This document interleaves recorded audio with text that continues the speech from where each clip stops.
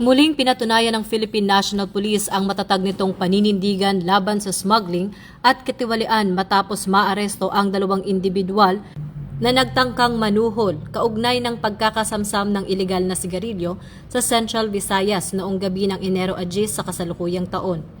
Nagsagawa ng intelligence-driven checkpoint operations ang PNP sa Barangay Poblacion Santander, Cebu sa pangunguna ng Police Regional Office 7 at katuwang ang Bureau of Internal Revenue na nagresulta sa pagkakasamsam ng 200 na kahon ng illegal na Oris cigarettes.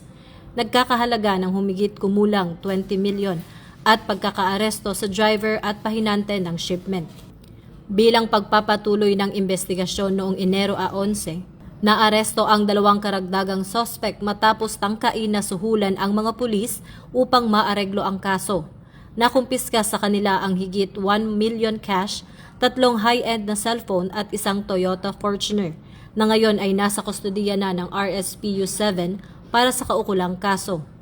Ayon kay Acting Chief PNP Police Lieutenant General Jose Melencio C. Nartatis Jr., malinaw na ipinapakita ng operasyon na hindi nagpapatinag ang PNP sa anumang anyo ng panunuhol at patuloy nitong ipapatupad ang batas mula sa seizure hanggang sa pananagutan, alinsunod sa PNP-focused agenda at sa adhikaing bagong PNP para sa bagong Pilipinas.